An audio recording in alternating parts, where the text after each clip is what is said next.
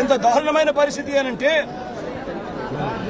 వలగలేరు head regulator కు సంబంధించిన లాకులను 11 లాకులను శనివారం రాత్రి అర్ధరాత్రి దాటిన తర్వాత ఎత్తారు. అలర్ట్ లేదు. ఇక్కడ ఈ ప్రాంతంలో ఉన్న ప్రజలకు కనీసం పట్టించుకునే కనీసం చెప్పడం లేదు. ఎత్తేసినారు. ఎందుకు ఎత్తినారు?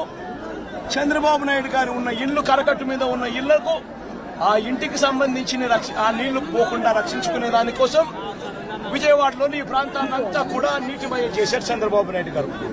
నేను అడుగుతా ఉన్న ప్రతి ప్రశ్న కూడా లాజికల్ గా అడుగుతా ఉన్నాను. ఎవరైనా కానీ సమాధానం చెప్పాలనుకుంటే మొట్టమొదటిగా ప్రజలకు క్షమాపణ చెప్పి ఆ తర్వాత ఈ ప్రజలకు ఏం చేయబోతున్నాము అన్న మాటలు కూడా చెప్పి ఆ తర్వాతనే సమాధానం చెప్పాలని చెప్పి చంద్రబాబు నాయుడు గారిని గట్టిగా కూడా కోరుతా ఉన్నాయి. ఇప్పటికి కూడా రిలీఫ్ క్యాంపులు లేవు. నిన్నటి దాకా కూడా ఎన్ని రిలీఫ్ క్యాంపులు పెట్టారు అని చెప్పి అడిగితే 6 రిలీఫ్ క్యాంపులు మాత్రమే ఉన్నాయని చెప్తా ఉన్నారు. లక్షల మంది ఈరోజు నీట మునిగి ఉన్నారు. 6 రిలీఫ్ క్యాంపులు ఏ మూలకు సరిపోతాయో కూడా తెలియడం లేదు.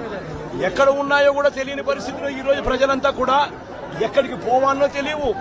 ఎన్ని క్యాంపులు క్యాంప్ ఎక్కడ ఉందో కూడా ఏర్పాటు ఎక్కడ అయిందో కూడా తెలియని పరిస్థితిలో ఈ రోజు ప్రజలంతా కూడా ఉన్నారు. ఇంతటి దారుణమైన మేనేజ్మెంట్ బహుశా ఏ ముఖ్యమంత్రి ఎప్పుడు కూడా బహుశా ఏ హయాంలో కూడా ఎప్పుడు జరిగి ఉండదు. ఆలోచన చేయమని అడుగుతా ఉన్నా. ఈరోజు చెప్తా ఉన్న ఈ 11,30,30,000 క్యూసెక్కుల గురించి ఏదైతే మాట్లాడుతా ఉన్నామో ఈ 11,30,30,000 క్యూసెక్కులకు సంబంధించి మొదట ఇది రావడం ఇదేమి కొత్తేమీ కాదు. ఇటువంటిదే 1903లో 11,90,000 క్యూసెక్కులు వచ్చింది. 2009లో కూడా 11,10,000 క్యూసెక్కులు వచ్చింది. మా హయాంలో కూడా 2019, 2020, 2021, 2022లో కూడా ఇలాంటి వరదలే ఇలాంటి రెయిన్ఫాలే నమోదు కూడా అయింది. కానీ ఇలాంటి రెయిన్ఫాల్ నమోదైనా కూడా మా హయాంలో ఎప్పుడు కూడా ఈ మాదిరిగా 11 లక్షల